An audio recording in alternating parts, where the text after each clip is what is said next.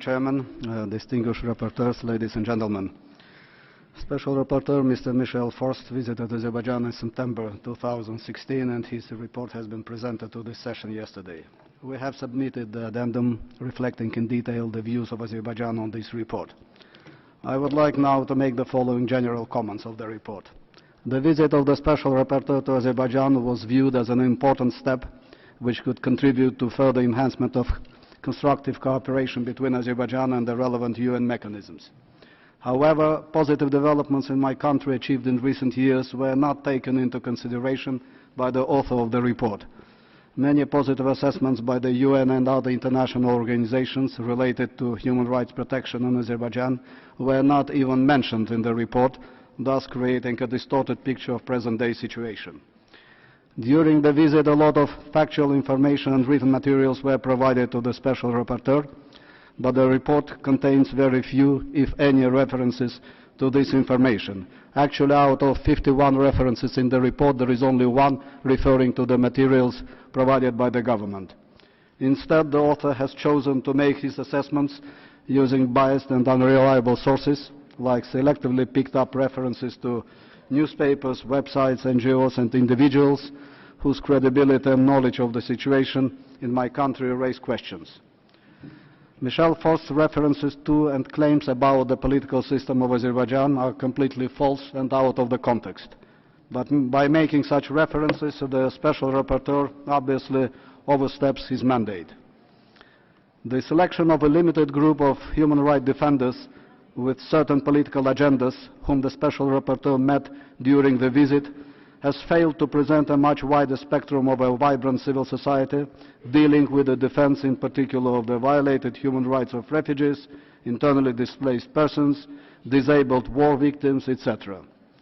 The excessive assessment by the Special Rapporteur on the situation on freedom of expression, information, association, peaceful assembly and access to justice interferes into the mandates of other UN mandate holders.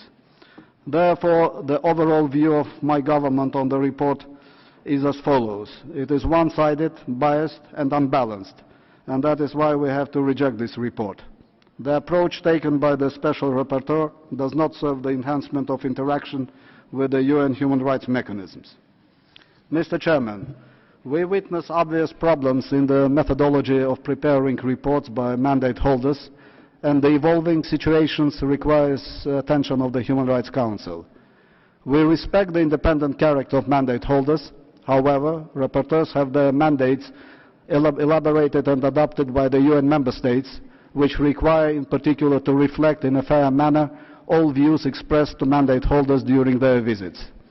The report prepared by distinguished Mr. Forst is not in compliance with the Code of Conduct for Special Procedures mandate holders, in accordance with which the sources of information shall be credible and objective, and while expressing their views, mandate holders shall also indicate fairly, and I stress indicate, not consider, what responses were given by a concerned state, which the Special Rapporteur has failed to do. The Human Rights Council has to take into account that the continuation of such a vicious practice would prompt valid questions of the authorities of a visited country about the added value of meetings with the rapporteurs. Recent discussions around subjectivity of some of the reports in the Human Rights Council sends a message of an alarming trend, which, if unabated, could eventually cast shadow on objectivity and impartiality of the work done by mandate holders.